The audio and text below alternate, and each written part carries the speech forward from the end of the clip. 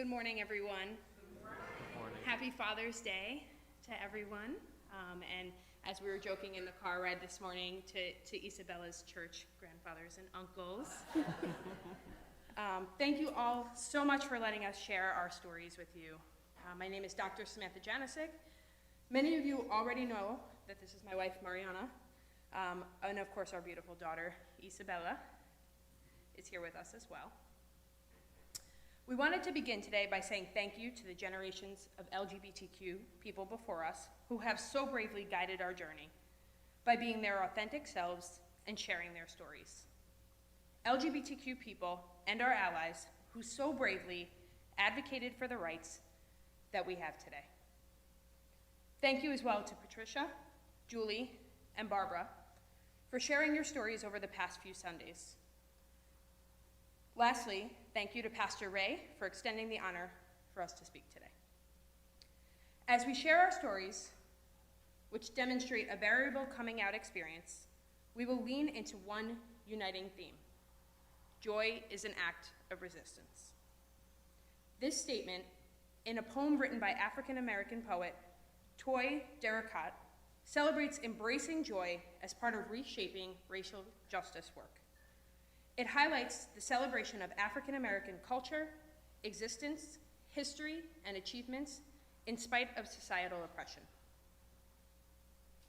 This same celebration of joy can also be applied to the LGBTQ community and our movement for equality. So today, while we humbly honor the generations before us who have fought for equality, we are also honored to tell you a bit about our story and our joy as queer people.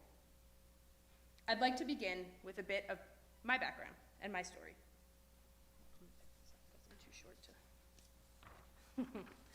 I realized at a young age, maybe around middle school, that I wasn't like many of my peers.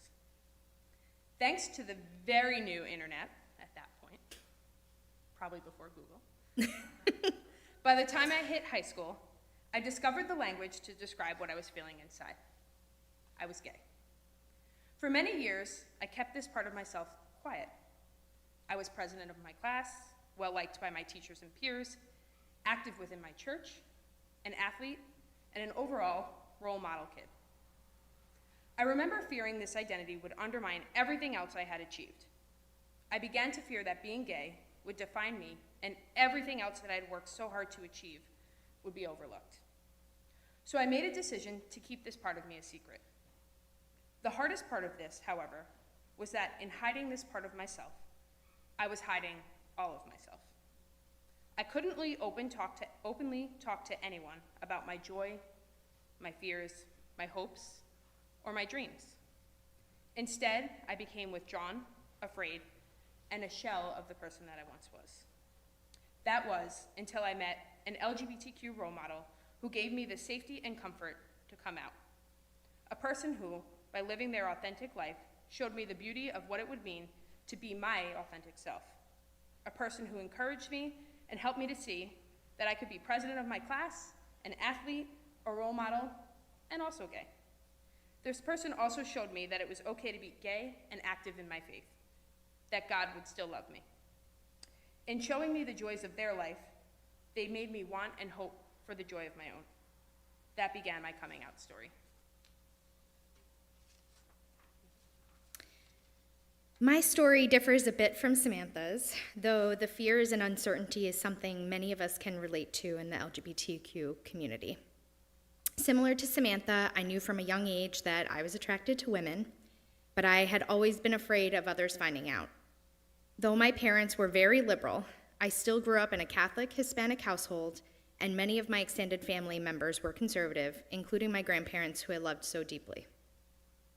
Growing up with a severely disabled sister, my parents already had a lot on their plate, and I felt that I needed to do my best to be perfect so they didn't have to worry about me.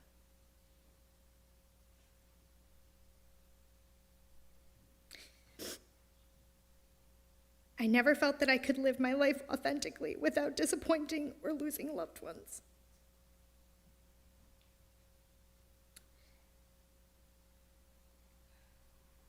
So I hid behind an ally label, supporting my friends who came out to me along the way, all while pushing down my own identity as deep as I could.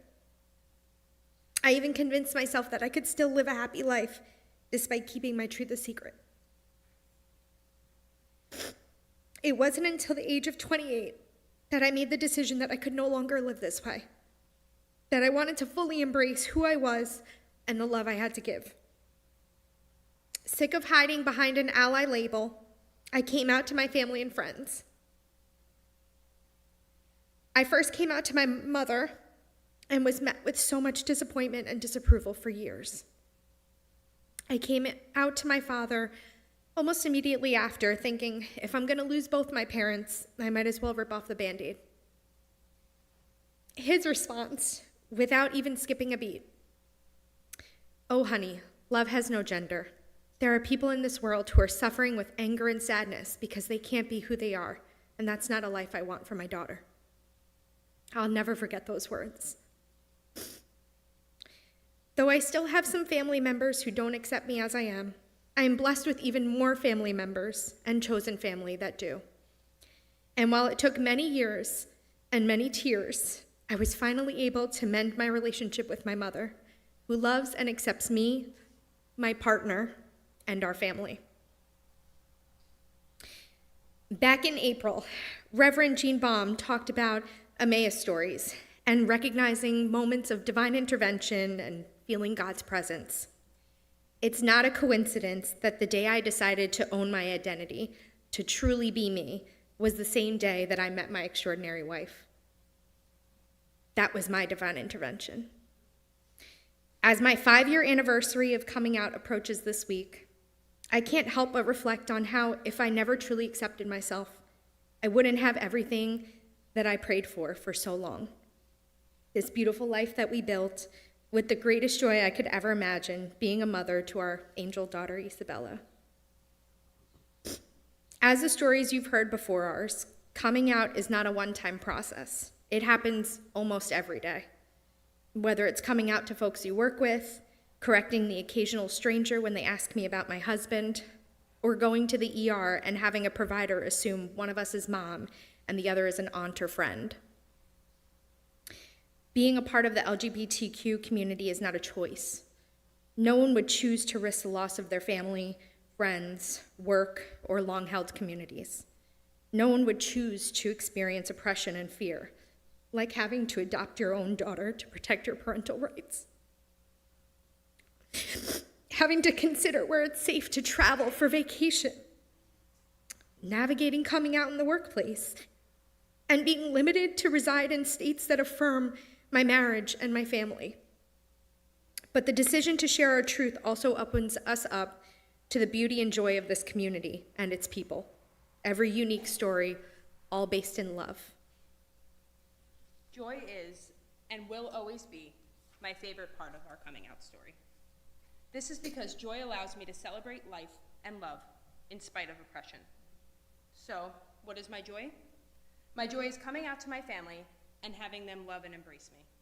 It is the rainbow bumper sticker my mom kept on her car after I came out, and the Pride March my father attended dressed in head-to-toe rainbow. Bucket hat included. My joy is finding true friends, who I like to call my chosen family. It is being my authentic self. It is feeling happy. It is being able to openly embrace my hopes and my dreams. My joy is recognizing that I could be gay and still feel God's love. It is being a role model for others, for younger generations. However, my greatest joy lies within my family. This includes the joy of meeting and marrying the person that I have always dreamed of since I was a kid. It includes being able to share our hopes and dreams for the future. And our greatest joy is being a mom to our beautiful daughter, a love I didn't know was possible. There is still so much work to be done. We must continue to resist, and what better way to do that than to resist with joy? Thank you all.